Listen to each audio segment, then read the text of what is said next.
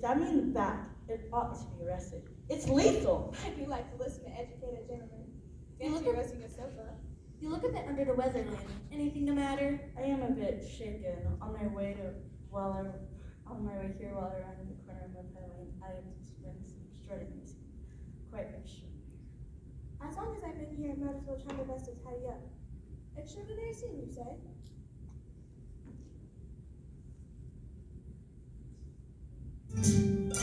On the pie lane by Clancy Street, an ugly man I chanced to meet. His skin had a tinge of green, an extraordinary scene. An ugly man who's slightly green is no extraordinary scene. I once saw a person who had skin that was tinted blue. He walked like he was drunk. He wore a shaggy coat. He looked just like a monkey. A goat.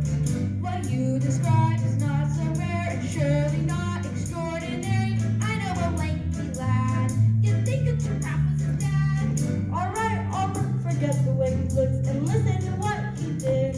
While I was there, I swear he took a hold of a little kid and bounced him like a rubber ball. First on the sidewalk, then on the wall. Tried to call a call. I did, but there was none nearby. I thought the kid would surely die. Then lots of people wondered by his side. They thought that he would turn him into the kid immediately and gave his parents £300 To himself along this time. We should have done some time. Regardless, we have now agreed that it was a very extraordinary scene. Now you know what I mean.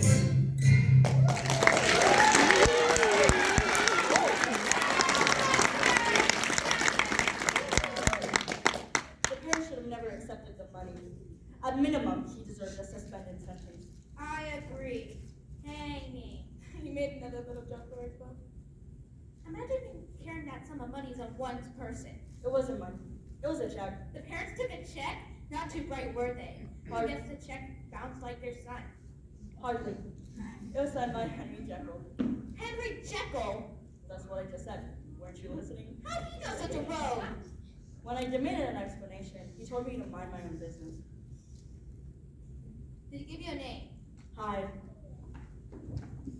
Lady Close, and her daughter Alice. Shall I show them in here, Mrs. Poole? Mrs. Poole?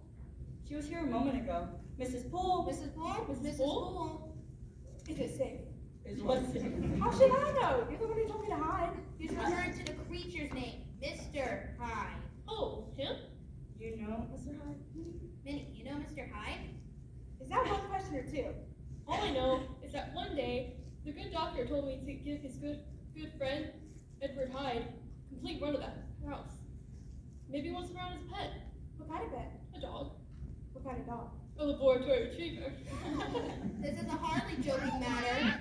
So you've actually seen the brute? Once or twice. Slinking in here after dark. You look like a monkey and smell like a goat. That's the fellow in my violin, all right. I've seen ugly before, but Hyde would come second to a crocodile if he was having a beauty contest. What could a respectable man like Henry Jekyll have to do with a miserable creature like Hyde?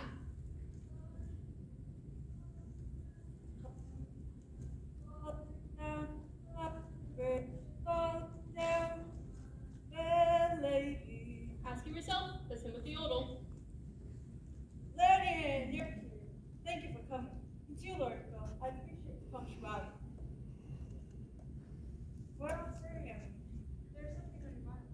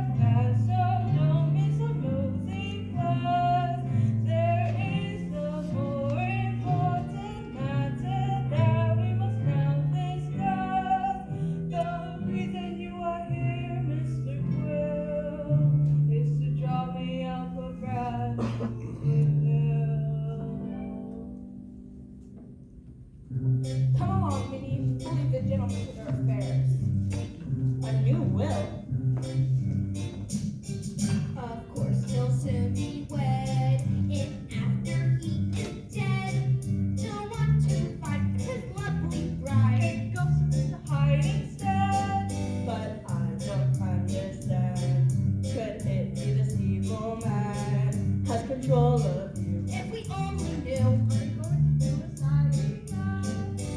As your lawyer, I will see your wishes carried out. Will you enlighten me what this is all about?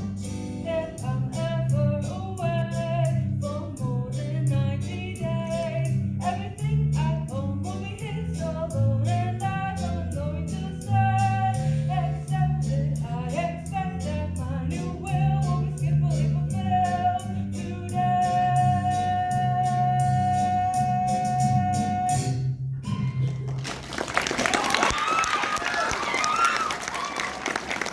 A long-lost brother? Is this fellow blackmailing you, Jekyll? That is mine.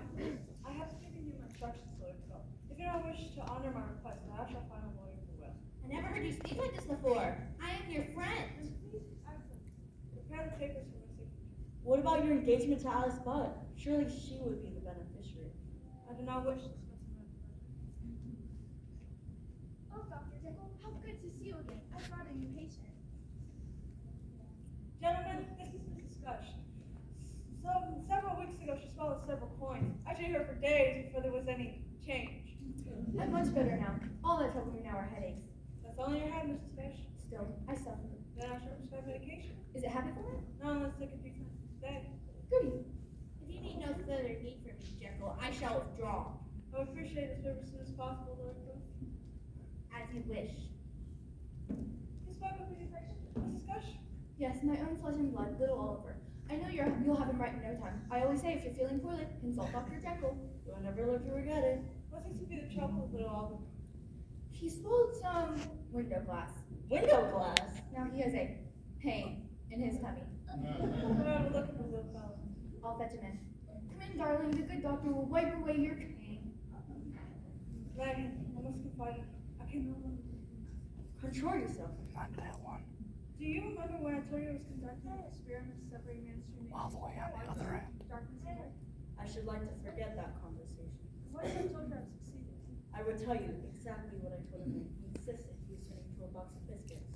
So he was mad. I said he was crackers. Here he is, Dr. Jekyll. Into the chair, little Oliver.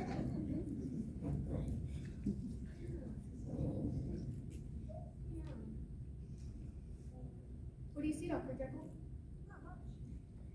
It's really dark in there. Castor oil? Ooh, ooh, ooh, no castor, no, ew. No, little Oliver. Behave, behave. Oliver, how would you like a cream chocolate? I would, give it to me, give it to me. Open up. Oh. He hasn't swallowed all of it, doctor. I think he's going to spit it out. In that case, we shall have to do it all over again. How unlike you, Jekyll. You practice medicine, not deception. You promised the kid a penny chocolate and you give him castor oil? I never said I want to give it to Castor. I merely asked him if he wanted chocolate. And he shall have it. Here you go, little Oliver. Get it yourself, you mean old trickster. You're running to run. Apologize to Dr. Jekyll, little Oliver. I'll give you an apology. Here. He's so precocious for his age. How old did you say he was again? He'll be 3 in March. I think it's a good time and little Oliver to leave. I think so too, sir. Come on, little Oliver. We'll go out through the alley. Ow! I really must get you furniture from the lab. That child is an absolute terror. Forget about it all. That will be hard. I'll tell you, Lanny, I'm one of the greatest discoveries since the tea bag. This again, In each human being, there's a good and evil. hardly an original observation. Imagine being able to give each side of a man's side a distinct personality, a life and body of its own. I believe these experiments are leading you into dangerous areas. Perhaps Edward Hyde is a good example, or a bad one. You're skating on thin ice, Henry. You may end up in hot water.